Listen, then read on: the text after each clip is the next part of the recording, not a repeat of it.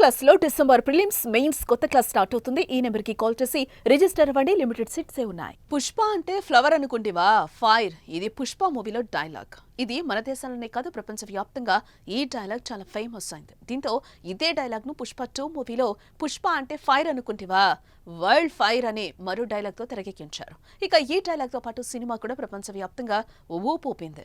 ఎక్కడ చూసినా ఇదే డైలాగ్, ఇదే మానరిజం. ఇప్పుడు ఇదే డైలాగ్ మన తెలుగు కుర్రాడికి అచ్చుగుద్దినట్లు సరిపోతుంది.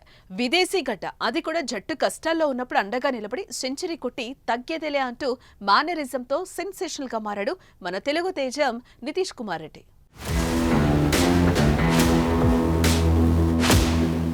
గల్లీలో 6 ఎవడైనా కొడతాడు, స్టేడియంలో కొట్టేవాడే మగాడు మోనగాడు. ఇప్పుడు ఈ డైలాగ్ సరిగ్గా మన తెలుగు అబ్బాయి నితీష్ కుమార్ రెడ్డికి సరిపోతుంది.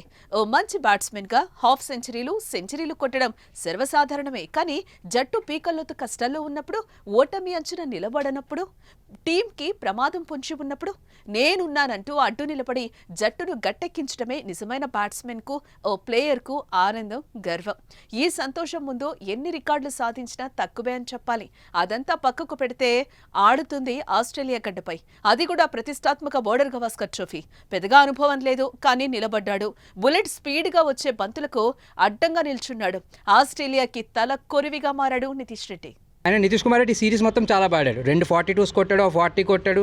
ఆ 42 మార్క్ చాలా సైకలాజికల్ ఫిగర్ కింద ఉండిపోయింది. బట్ దాన్ని ఛేదించి 100 చేయడం అనేది చాలా ఇన్స్పైరింగ్. తన ఎఫర్ట్స్కి ఇవాళ 20 yearsకి ఇండియాకి ఇప్పుడు మోస్ట్ స్టాండర్డ్ అయిపోయినట్టే. ఇంకా ఆల్మోస్ట్ ఈ సిరీస్ ఆస్ట్రేలియాలో పెర్ఫామ్ చేశాడంటే మన ఇండియాలో చాలా స్కోప్ ఉంటుంది.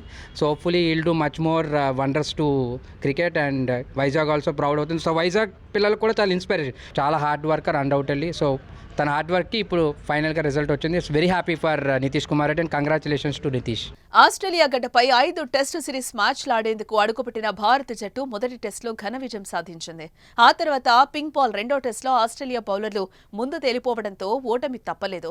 దాని తర్వాత మూడో టెస్టులో అతి కష్టం మీద వరుణుడి సహకారంతో ఎలాగోలా డ్రాగా ముగించుకున్నారు. ఇక 4వ టెస్టు వంత వచ్చింది. అయితే భారత వరల్డ్ టెస్ట్ ఛాంపియన్షిప్ ఫైనల్ కు చేరాలంటే మిగిలిన 2 టెస్టులు భారత్ కి ఎంతో ముఖ్యం. ఈ రెండింట్లో ఏది ఓడిపోయినా ఫైనల్ ఆశలు లేనట్లే. అలాంటి పరిస్థితుల్లో 4వ టెస్టు మొదటి ఇన్నింగ్స్ లో ఆస్ట్రేలియా 474 పరుగులు సాధించింది. దీంతో మొదటి ఇన్నింగ్స్ ప్రారంభించిన భారత్ తక్కువ పరుగులకే సగం వికెట్లు కోల్పోయింది. దీంతో మరో టెస్టు విజయం తప్పదని భావిస్తున్న తరుణంలో 8వ బ్యాట్స్మెన్ గా వచ్చిన తెలుగు కుర్రాడు ఆస్ట్రేలియా బౌలర్లకు అడ్డు నిలబడ్డాడు. 150 స్పీడ్తో వచ్చే బంతులకు అడ్డుగోడ వేశాడు.